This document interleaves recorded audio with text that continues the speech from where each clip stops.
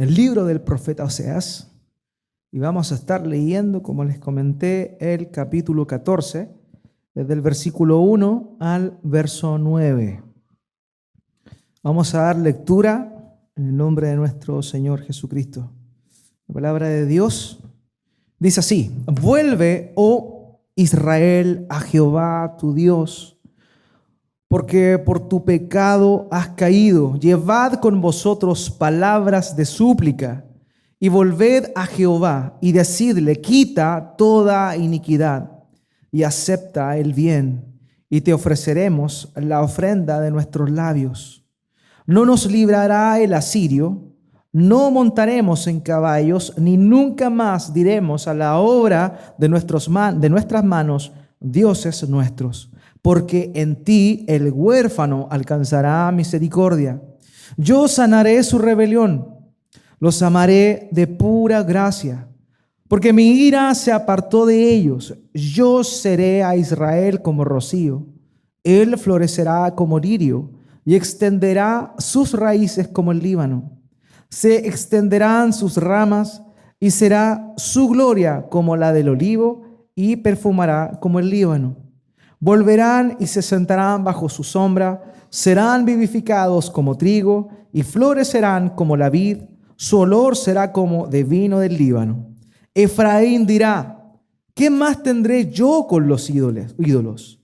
Yo lo oiré y miraré, yo seré a él como la haya verde, de mí será hallado tu fruto. ¿Quién es sabio para que entienda esto y prudente para que lo sepa? Porque los caminos de Jehová son rectos y justos andarán por ellos, mas los rebeldes caerán en ellos. Me acompañe, me inclino en su rostro y juntos oremos a nuestro Dios. Padre bendito que estás en los cielos, tú que tu nombre es santo, tú que tu persona está por sobre todo lo creado, tú que habitas en luz inaccesible, tú que estás por encima de todos los principados y gobiernos de este mundo. No hay nada ni nadie que se escape a tu control. Nada puede oponerse ante tu voluntad. Y es a ti a quien oramos, Dios mío. Eres tú nuestro Dios, aquel tan grande, aquel tan inmenso, pero también aquel tan amoroso, que de pura gracia dispuso desde antes del principio de los tiempos, en la eternidad pasada, propuso en su corazón darnos eterna redención. Conociendo toda la historia, sabiendo todo eso, tú, para alabanza de la gloria de tu gracia, para la gloria propia de tu nombre, dispusiste crearnos y también dispusiste salvarnos a pesar de nuestro pecado. Dios mío, te agradecemos eternamente por eso tan glorioso que tú nos has permitido recibir, que es en primer lugar tu palabra y también mediante ella la salvación. Dios mío, nada sería de nosotros si no fuera por ti.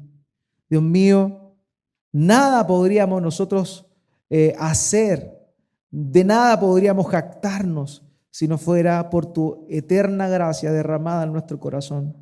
Eres tú quien nos capacita, eres tú quien nos da la inteligencia, pero también eres tú quien amorosamente nos ha salvado, nos ha redimido, nos ha comprado y hoy, como posesiones tuyas, nos dirigimos delante de ti para rogarte que tu palabra obre en nuestras vidas, que tu Espíritu Santo utilice esta palabra y nos lleve a toda verdad, que podamos comprender, Dios mío, la profundidad de tu amor, pero a la vez que podamos ver nuestra incapacidad de poder buscarte a ti por nuestros propios méritos, por nuestras propias fuerzas.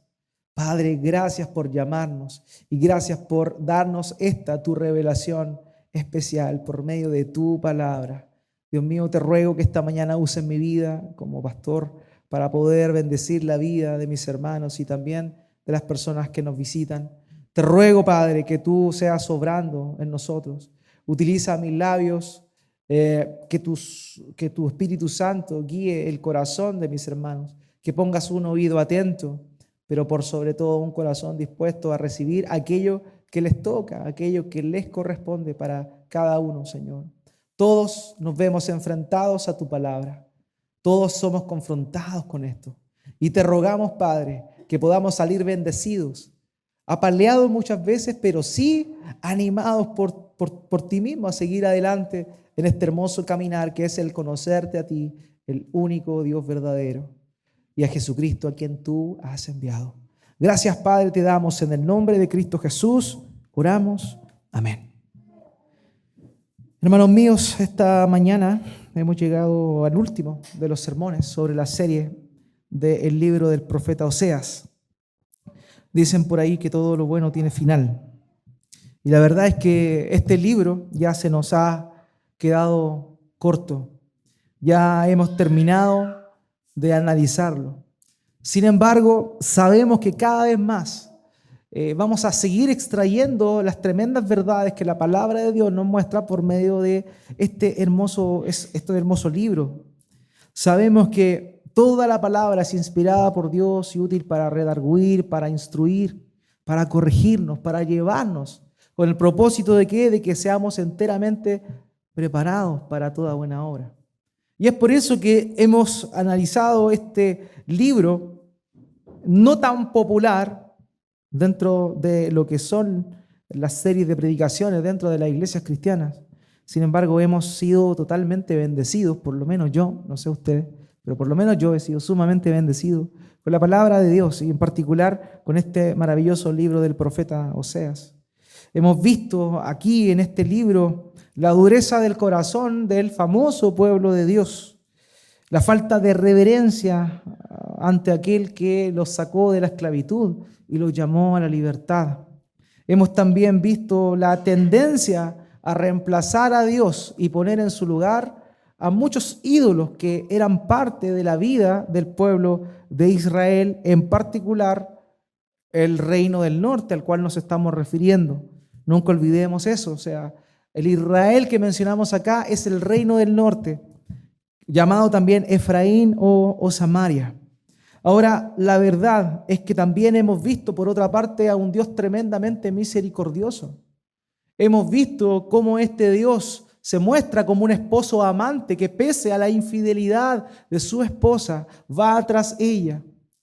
Cómo es que cuando ésta estaba siendo vendida en el mercado de esclavos, Él mueve a Oseas como un ejemplo de lo que Él mismo estaba haciendo, a ir a buscarla y a llamarla y cobijarla nuevamente. Hemos visto también cómo este Dios es un padre que corrige a su hijo y que esa corrección evidentemente no era algo agradable para el pueblo, pero sin embargo era algo muy necesario para este. Dios es un Dios que no se cansa de disciplinar, amar y llamar a su pueblo con esos brazos de amor inefable que siempre ha manifestado. Ahora, este libro está igual de vigente ahora para nosotros como lo estuvo en aquel tiempo.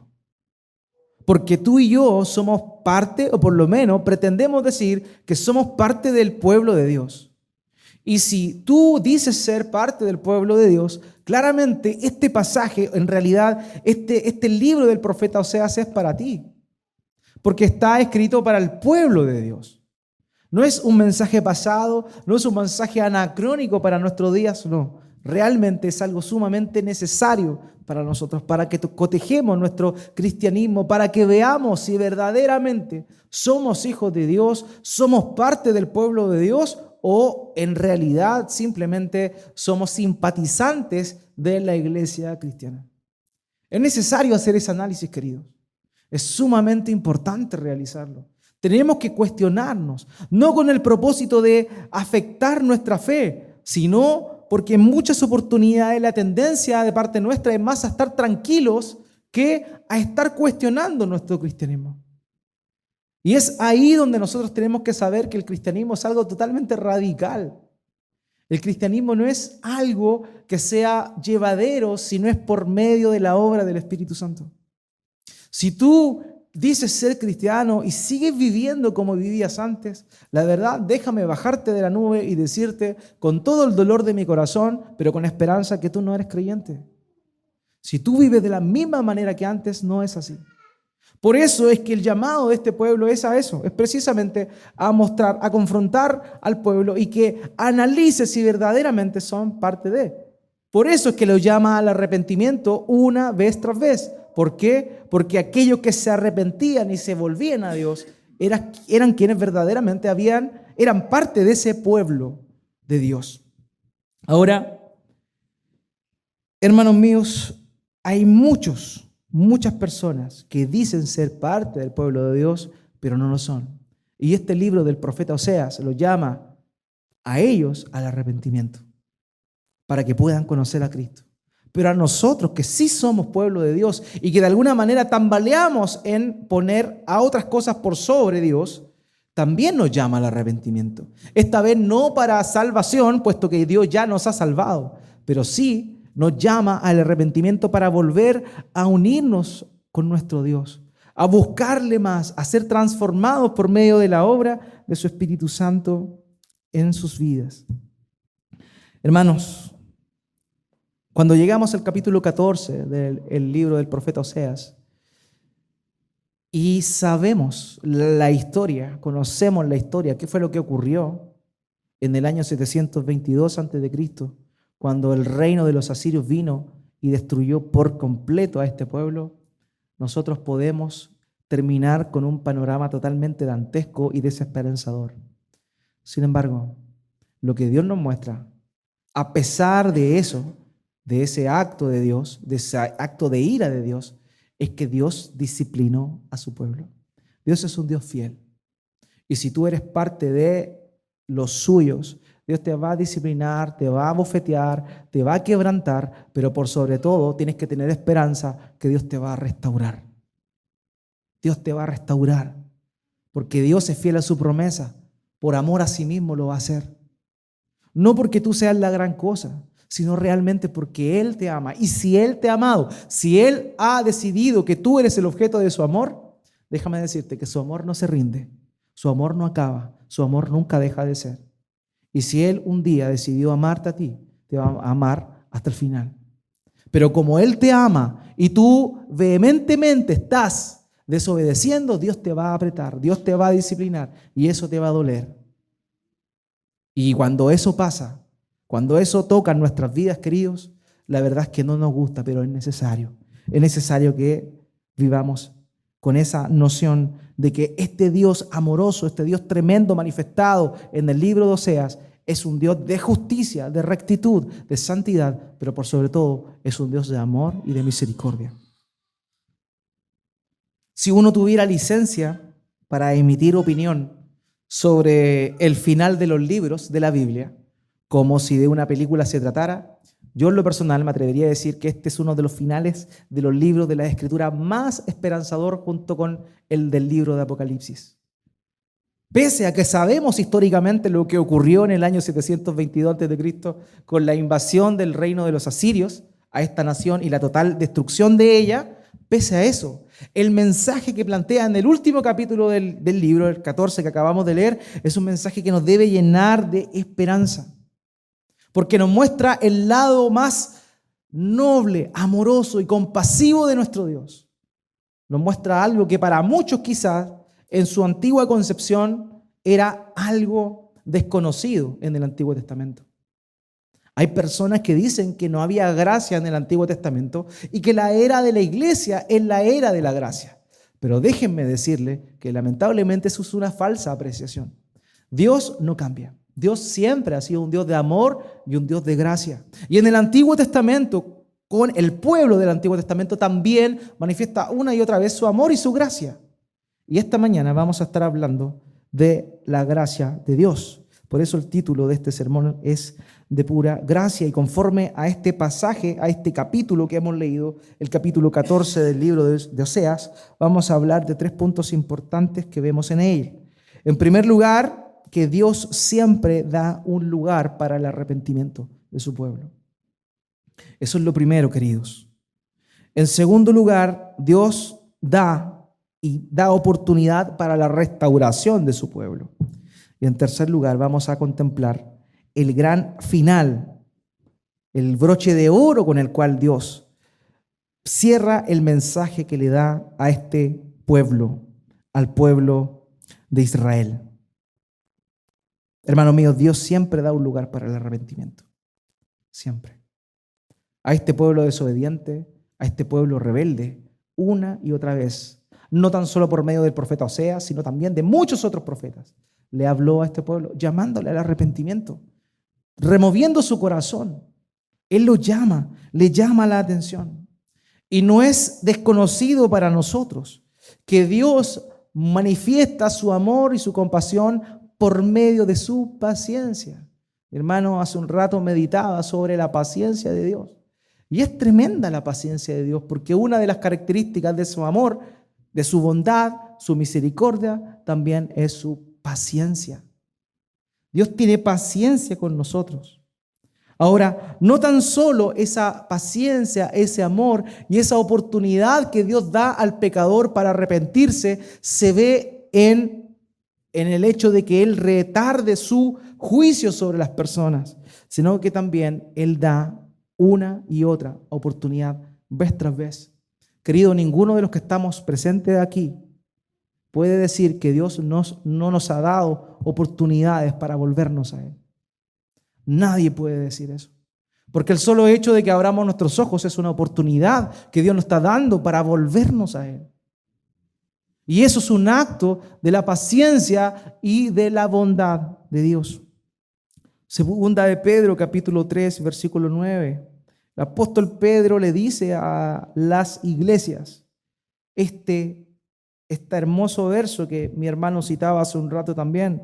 El Señor no retarda su promesa, según algunos la tienen por tardanza, sino que es paciente para con nosotros, no queriendo que ninguno perezca, sino que todos procedan al arrepentimiento. Hermano, Dios siempre provee ocasiones para el arrepentimiento. Y hasta el día que Él vuelva, o hasta el día que tú mueras, Dios te va a dar oportunidades para arrepentirte. Porque si tú eres parte de su pueblo, Él lo va a hacer. Pero llegará un día en el cual eso ya no va a ocurrir. Y hay personas también que creen ser parte del pueblo de Dios, pero que verdaderamente no se han arrepentido. Este pasaje, este texto que hemos leído, es lo más parecido al Nuevo Testamento que vamos a encontrar en Oseas. El Evangelio sale graficado en el capítulo 6, versículo 12, cuando dice que Dios iba a llevar a este pueblo al desierto y le iba a dar, iba a abrir de su corazón y le iba a cambiar su corazón. Ahí vemos el Evangelio en pleno, pero no hay nada, ningún pasaje, ningún capítulo que grafique de mejor manera la obra de Cristo y el poder del Evangelio y el llamado al arrepentimiento previo del Evangelio que Dios da a todo ser humano, que no sea este versículo 1 en particular en adelante del libro del profeta Oseas. Ahora bien, Dios da oportunidades, queridos, y de eso no podemos negar.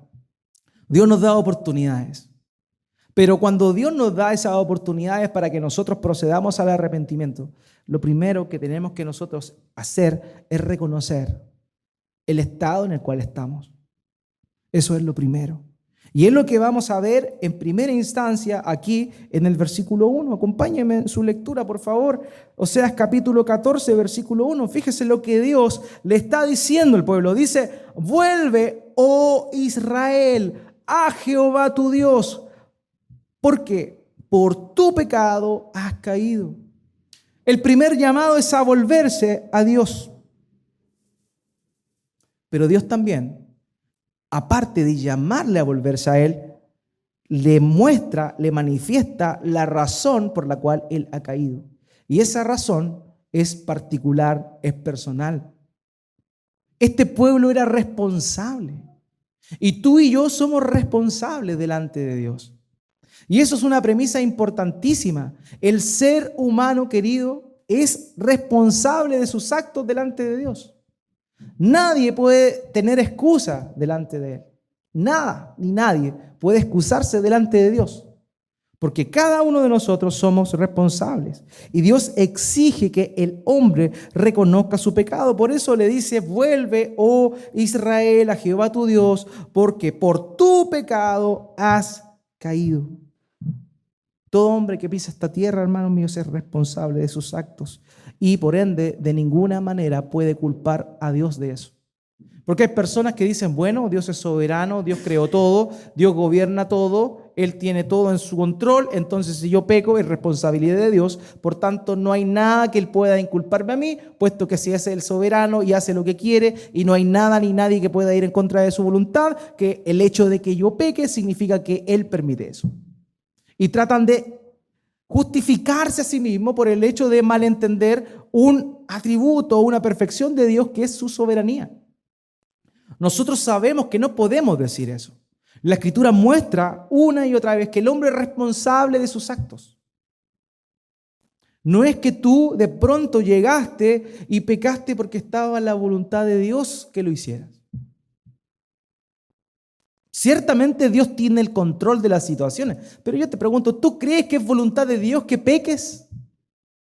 Claramente no es voluntad de Dios que peques. Sin embargo, nada se escapa a su control. Y eso es tremendo. ¿Por qué? Porque nos habla de que Él tiene todo controlado, pero tú y yo somos responsables de todas las cosas que realizamos. Ninguno de nosotros puede echarle la culpa a Dios por nada. Santiago, el hermano del Señor Jesucristo, en su epístola dice lo siguiente, capítulo 1, versículos 13 al 14. Cuando alguno es tentado, no diga que es tentado de parte de Dios, porque Dios no puede ser tentado por el mal, ni Él tienta a nadie, sino que cada uno es tentado cuando de su propia concupiscencia es atraído y seducido. Hermanos, somos responsables. Tú y yo somos responsables. No podemos decir, Dios quiso tentarme y por eso caí. No. Es tu propia concupiscencia, el pecado que mora en ti, que está en tus miembros, que está en tu cuerpo, el que te lleva a ti a la tentación. Dios no es responsable de eso. Así que si tú te equivocaste en una decisión, cometiste un pecado y hoy estás viviendo las consecuencias de tu pecado, pero en eso Dios tiene misericordia de ti y no te va mal como debería irte, déjame decirte que eso no significa que Dios haya permitido o que Dios haya movido que tú pecaras. No, eso significa, querido, que Dios tiene misericordia contigo y conmigo, y que pese a nuestros problemas, pese a nuestra rebeldía para con Él, pese a todo eso, Dios aún así, de cosas malas, saca algo bueno para la gloria de su nombre. Y esa es la bondad de Dios. Esa es la bondad de Dios para contigo y para conmigo. Pese a nuestros errores, Él nos bendice. Cuando debiese destruirnos, Él con su paciencia, con su longanimidad, nos da una y otra oportunidad. ¿Para qué? Para que nosotros nos volvamos a Él. Pero para eso primero tienes que saber que eres responsable. Tú eres responsable de tus actos. Tú no pecas porque era la voluntad de Dios. Tú pecas porque tú quisiste pecar. Fíjese lo que dice en Deuteronomio capítulo 30, versos 19 al 20. Dice, a los cielos y a la tierra llamo por testigos hoy contra vosotros, que os he puesto delante la vida y la muerte, la bendición y la maldición. Escoge pues la vida para que vivas tú y tu descendencia, amando a Jehová tu Dios, atendiendo a su voz y siguiéndole a Él, porque Él es vida para ti y prolongación de tus días, a fin de que habites sobre la tierra que juró Jehová a tus padres, Abraham, Isaac y Jacob, que las había de dar. Israel era responsable de sus actos. Tú y yo somos responsables de nuestros actos.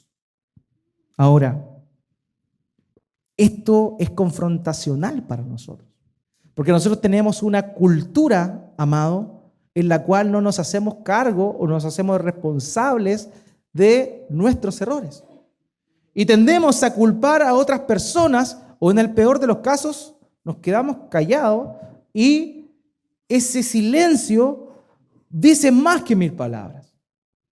Una de las luchas que tengo yo como papá es que alguien de mis hijos, alguno de mis hijos reconozca quién se equivocó. Hace un tiempo atrás pinté la escalera de mi casa. Al día siguiente de haberla pintada, una línea de lápiz azul. ¿Quién fue? Me costó un día saber quién había sido. ¿Por qué? Porque ninguno quería asumir la responsabilidad. Entre ellos se culpaban, sacaban conclusiones, pero ninguno quería asumir la responsabilidad.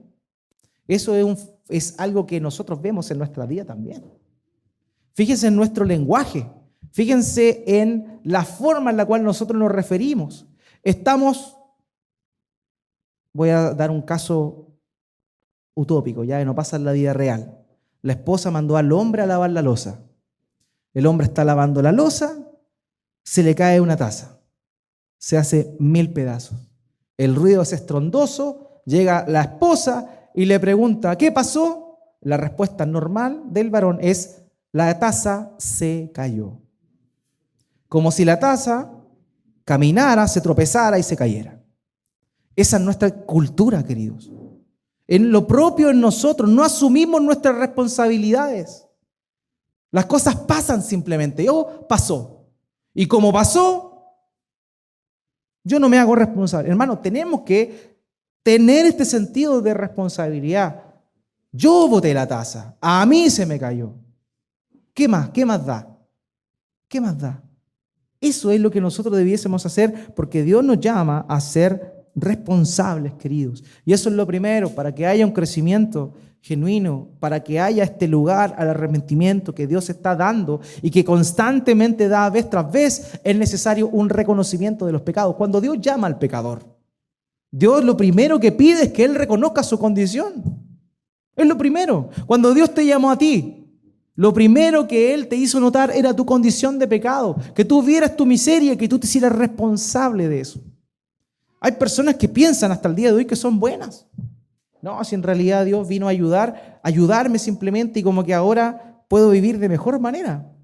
Eso es lo que dicen algunas personas, se consideran buenas.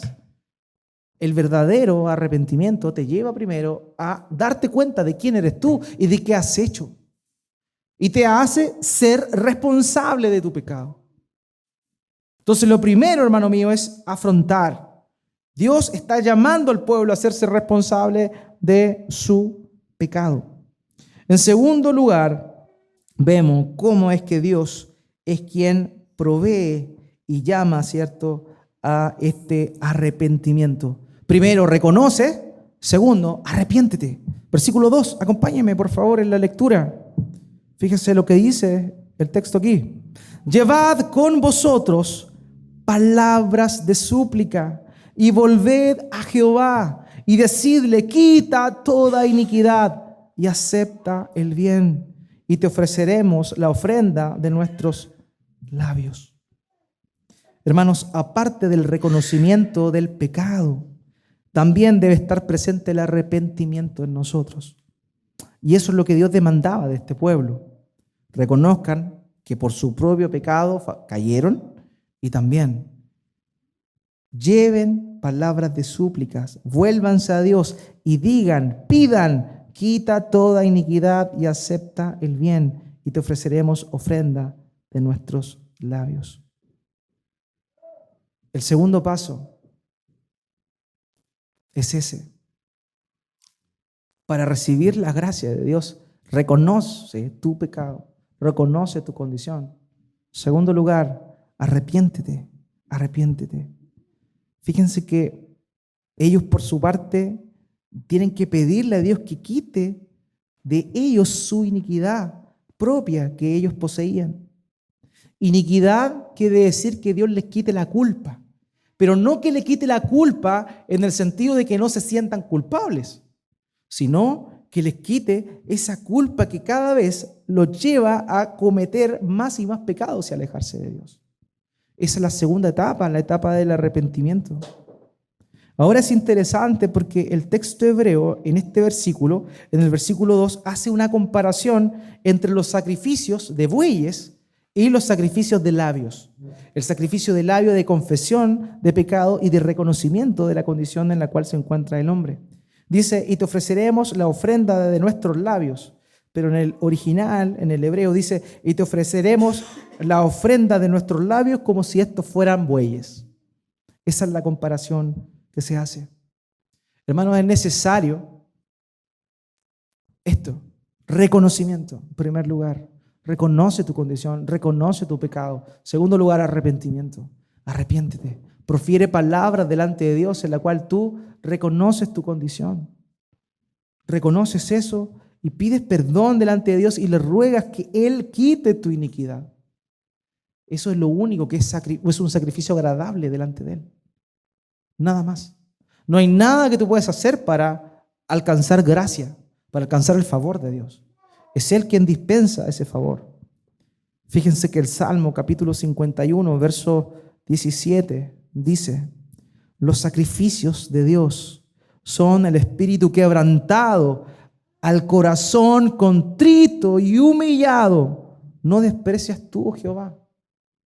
Ese arrepentimiento que debe emanar de un corazón que ya reconoció su pecado es el que constantemente nosotros debemos tener también para con Dios. Ahora, el tercer elemento que muestra este lugar que Dios da para el arrepentimiento, ya lo vimos, en primera instancia, el reconocimiento de la culpa, el arrepentimiento, la pronunciación oral de nuestra pecaminosidad y el hecho de rogarle a Dios que quite nuestra iniquidad. Pero en tercer lugar, el tercer elemento que nosotros vemos de un genuino arrepentimiento, según lo que muestra acá, aparece en el verso 3. Fíjese, esto es el reconocimiento de que solo hay un solo Dios y es nuestro Dios. O sea, cuando tú conociste a Cristo, lo primero que debiste haber hecho es reconocer tu pecado. En segundo lugar, arrepentirte de tu pecado, rogarle a Dios que te cambiara. Y en tercer lugar, decir, solo tú eres Dios y no hay otro. Y eso implica renuncia a otros dioses, renuncia a otras cosas que están ocupando el lugar de Dios en tu vida. Versículo 3 del capítulo 14 de Oseas, fíjese lo que dice, no nos librará el asirio. No montaremos en caballos, ni nunca más diremos a la obra de nuestras manos, dioses nuestros, porque en ti el huérfano alcanzará misericordia. Este pueblo, lo que Dios le estaba pidiendo era que reconociera su pecado, que se arrepintiera, pero el tercer paso importante era que ellos dijeran, fuera todos los otros ídolos, fuera todos los dioses falsos, fuera todo elemento en el cual estamos poniendo nuestra confianza y recibamos solamente al único Dios verdadero. Cuando tú te arrepentiste, tú debiste haber hecho eso también. Haber dejado de lado todas aquellas cosas que permiten que tú pongas tu confianza en ellas y haberte despojado de ellas. Eso es lo que Dios está llamando al pueblo acá. Hermano, es necesario que se reconozca la exclusividad de Dios. Dios es uno solo. No hay nada más que se le pueda comparar a Él. Isaías capítulo 43, versículo 11, dice esto Dios, yo Jehová, y fuera de mí no hay quien salve. No hay otro en el cual nosotros podamos poner nuestra confianza, querido. Nada ni nadie puede usurpar el lugar que única y exclusivamente le corresponde a Dios. El pueblo tenía que darse cuenta aquí que los asirios, con quienes habían hecho pacto para que los protegieran, no podían ayudarles y que la confianza tenían que ponerla en Dios. Aquí dice que no iban a poner su confianza en los caballos que montaban. Dice, no montaremos en caballos. El gran productor o comerciante de caballos en aquella época eran los egipcios. Entonces, cuando está diciendo eso, se está refiriendo a que no iban a confiar más en los caballos poderosos, musculosos, fibrosos que los egipcios daban. Entonces, eso es el llamado. Ustedes va a llegar ese momento en el cual no pongan su confianza ni en el asirio, porque el asirio no los va a poder librar. No pongan su confianza en los caballos que les dan los egipcios y en ninguna otra cosa. Dice, fíjese el versículo 3, ni nunca más diremos a la obra de nuestras manos, dioses nuestros, porque en ti el huérfano alcanzará misericordia. Aquí está diciendo Dios que este pueblo debía sentirse como un huérfano. En ese entonces, cuando un niño quedaba huérfano, nadie se hacía cargo de él en esta tierra. Y del momento en que quedaba huérfano, tenía que valérselas por sí mismo y solamente podía confiar en la providencia de Dios, en el cuidado de Dios para él. Eso es lo que está diciendo Dios acá. No confíes en nada, en nada. Tienes que ser como el huérfano, que única y exclusivamente puede confiar en ese Dios que le puede sostener, en ese Dios que le puede proteger. Hebreos capítulo 13, verso 6. Dice, de manera que podemos decir confiadamente, el Señor es mi ayudador, no temeré lo que me pueda hacer el hombre. Esa es la confianza que debe existir en una persona que verdaderamente ha sido llamada. Porque este es el llamado que Dios le estaba haciendo al pueblo en esta oportunidad. Solo hay un Dios querido y lo demás es solo fantasía. Solo fantasía. Nada puede ocupar el lugar de Dios. Pero esto es lo que tiene que ver con el pueblo de Dios, con nosotros. El reconocimiento, el arrepentimiento y la exclusividad, la confianza exclusiva en Dios. Pero fíjense que este pasaje lo que más nos muestra es el segundo punto que vamos a hablar esta mañana. Que Dios da un lugar para el arrepentimiento, para que el pecador tome la iniciativa. Pero esta iniciativa no viene de él. Esta iniciativa proviene de Dios. Es Dios quien le dice a este pueblo, vuélvete a mí. Es Dios quien te llama a ti hacia Él. Tú no andas buscando a Dios de manera natural. Es Dios quien salió a tu encuentro. Fue Dios quien llamó a este pueblo una y otra vez a que se volviera a Él. Es Dios quien te llamó a ti también para que tú te acercaras a Él. Es su perdón, es su amor, es su gracia. Acompáñame al versículo 14, en la primera parte del versículo 14. Dice, yo sanaré su rebelión. Y aquí ya estamos viendo no lo que tiene que ver con la responsabilidad del hombre, porque esto es importante, hermanos. Hay dos carriles que juegan paralelamente y que de alguna manera nunca se topan. Estos son la responsabilidad del hombre y por otro lado la soberanía de Dios. Si Dios decidió salvarte, Dios te va a salvar.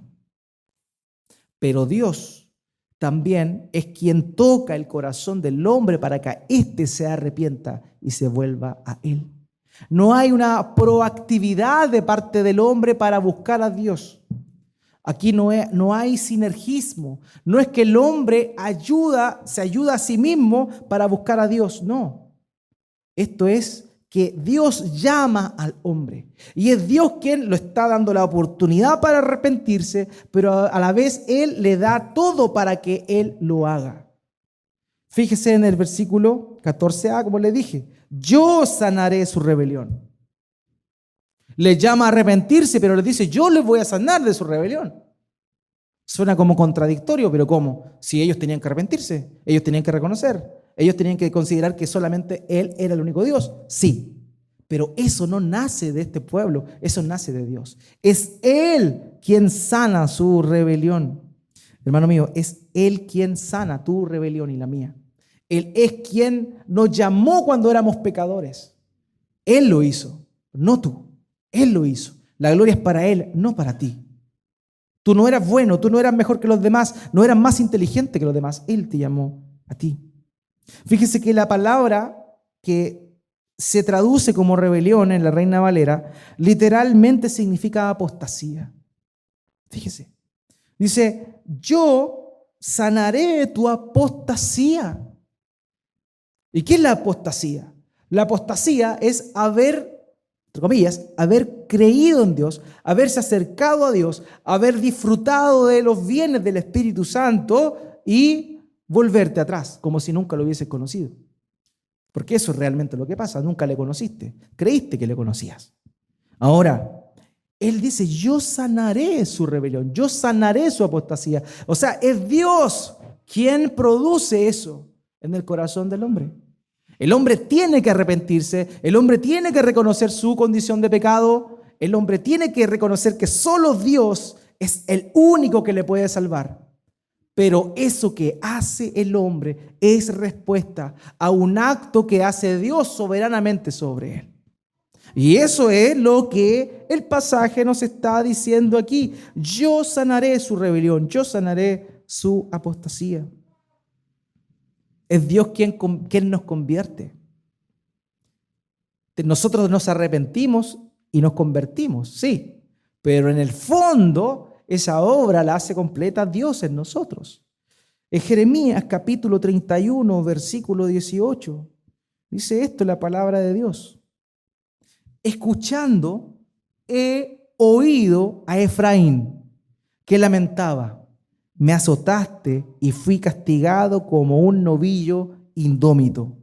Fíjese ahora, conviérteme y seré convertido, porque tú eres Jehová mi Dios. De una manera figurativa, alegórica, Él está diciendo y llevando aquí a que Efraín se lamente y reconozca que es Dios quien le convertía. Conviérteme y seré convertido. Es Dios quien obra en tu vida. Es Dios quien te lleva al arrepentimiento, a reconocer tus pecados y también a declarar esa exclusividad que Dios tiene. Entonces vemos aquí en el Antiguo Testamento a Dios tomando la iniciativa. Vemos a Dios determinando aquí salvar, dar su amor. Un autor dijo sobre esto lo siguiente, hermanos, y cito, es Dios mismo quien hace que los pecadores que los pecadores que se encuentran huyendo de Él regresen por medio de las promesas de su evangelio para atraernos nuevamente a Él mismo. Es enteramente trabajo suyo el que ellos confíen en Él para perdón de los pecados y que Él los acepte nuevamente como su pueblo. Es una obra de Dios. En la historia de la iglesia, el primer historiador de la iglesia se llamaba Eusebio. Y en sus anales, él escribe y cuenta la historia de una mujer llamada Bíblida. Esta mujer llamada Bíblida fue encarcelada y llevada junto a otros cristianos a ser preguntada sobre su fe. Y cuando llegó a ese lugar, ella negó ser cristiana, negó a Cristo y a la vez habló mal de los cristianos. Luego de eso fue dejada en libertad.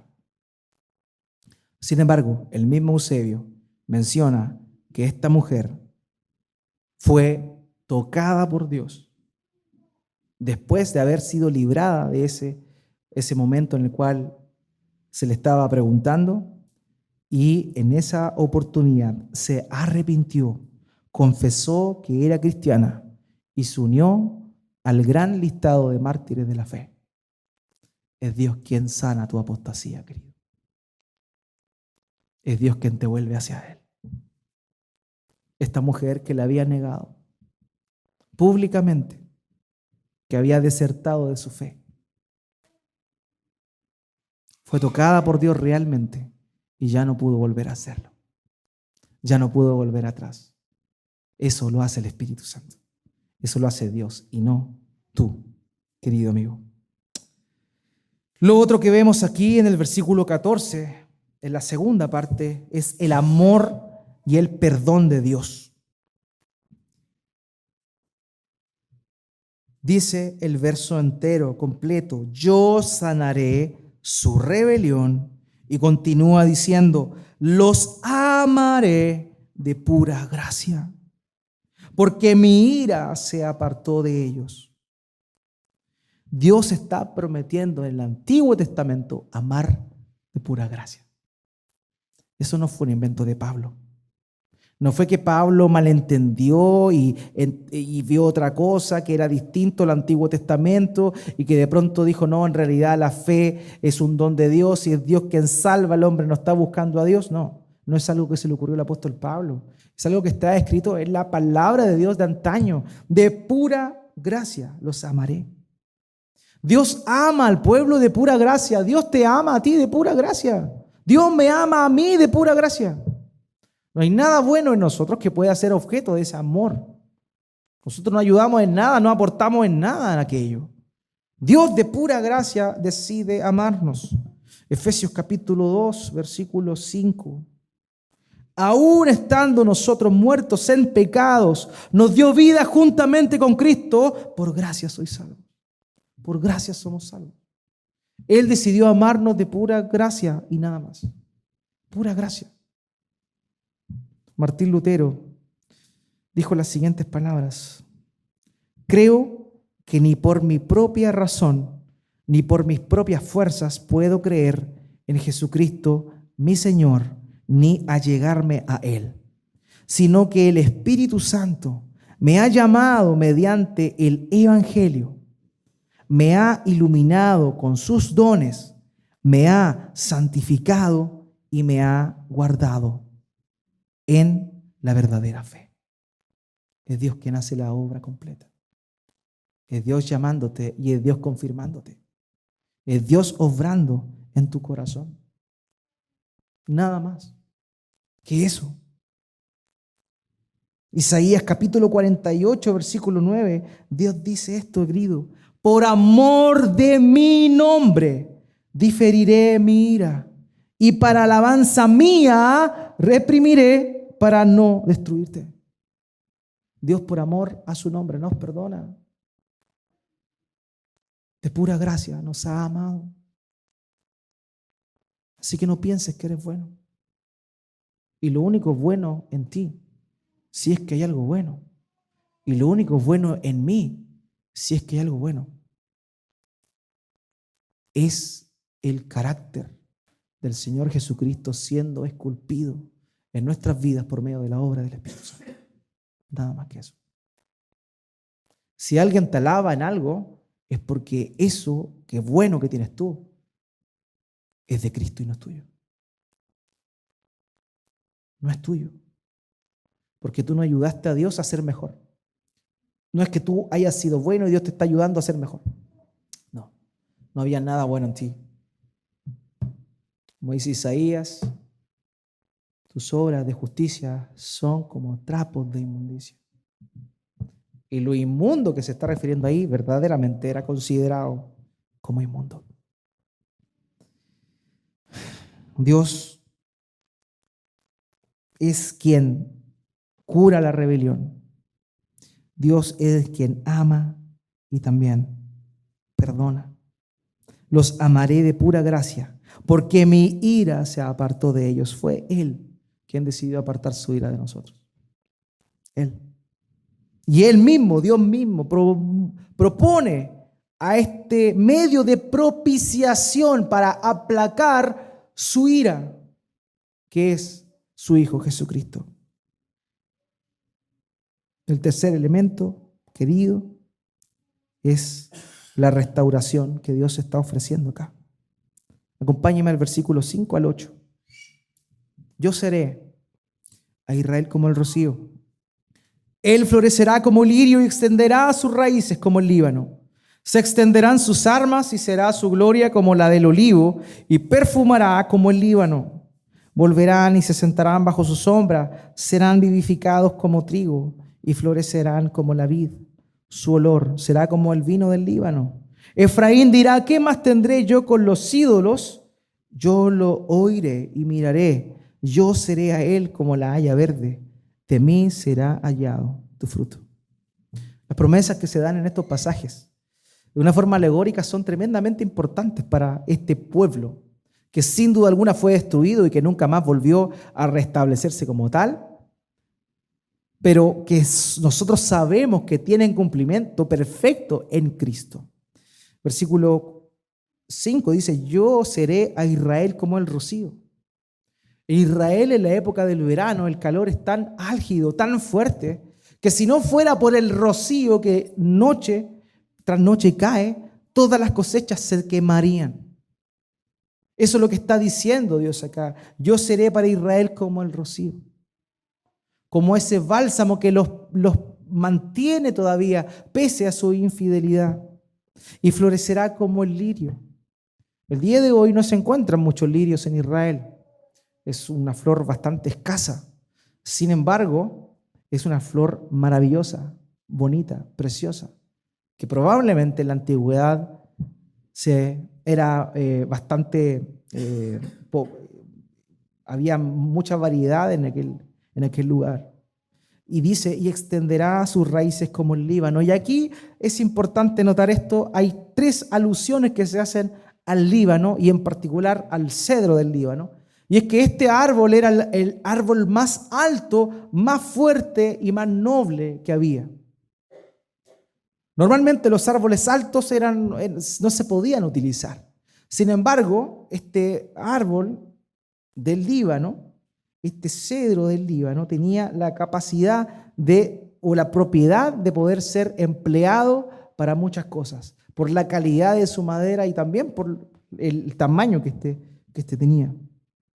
Dios está comparando la restauración y el valor de este pueblo como los cedros del Líbano. Dios te perdona y Dios te restaura.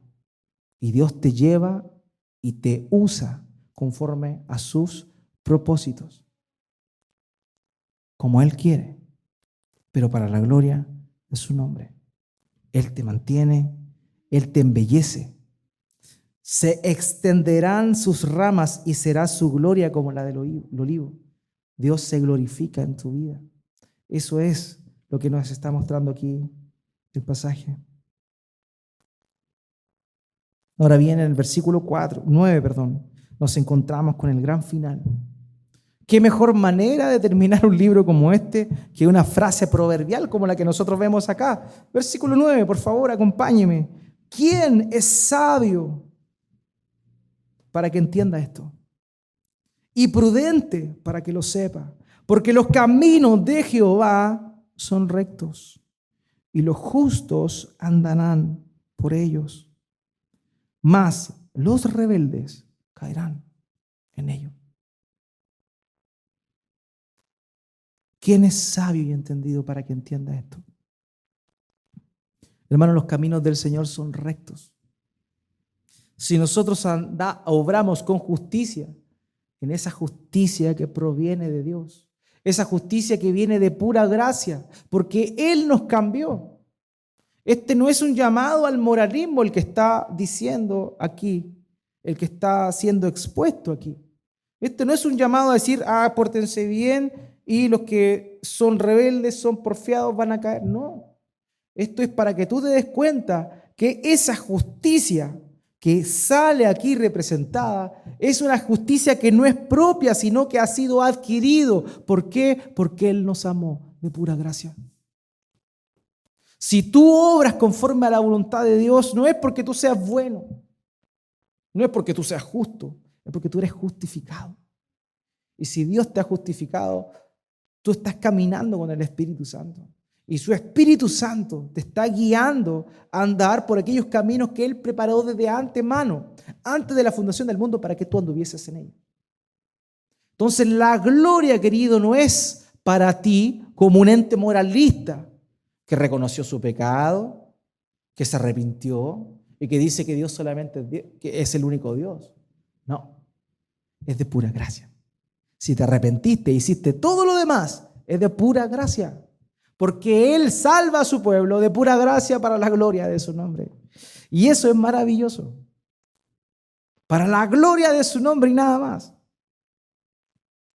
Los caminos de Jehová son rectos, no los tuyos. Nosotros pensamos que nuestros caminos son buenos, pero cuando nos equivocamos, ahí nos damos cuenta. Nos apoyamos en nuestra propia prudencia, que más bien es imprudencia muchas veces, y caemos. Caemos del lugar que Dios nos ha puesto. Hermanos, confiemos en Él. Él es quien nos convierte, Él es quien nos salva. Todo depende de Él. Él se lleva toda la gloria. Y si el día de hoy somos su pueblo, no es porque fuéramos mejor que este pueblo que hemos criticado todas estas semanas. Este pueblo pecador, rebelde, idólatra. No. Probablemente, si tú estás aquí esta mañana y has creído en Cristo, es porque tú eras, al igual que ese pueblo y al igual que yo, rebeldes. A lo vil y despreciado escogió Dios para avergonzar a los sabios. Si tú crees que eres bueno y que eres el mejor y por eso estás aquí y por eso escuchas la palabra de Dios en vez de estar durmiendo o viendo algún partido de la Copa América, déjame decirte, estás equivocado. Es de pura gracia. Y nada más. Nada más. Si somos su pueblo es por pura gracia.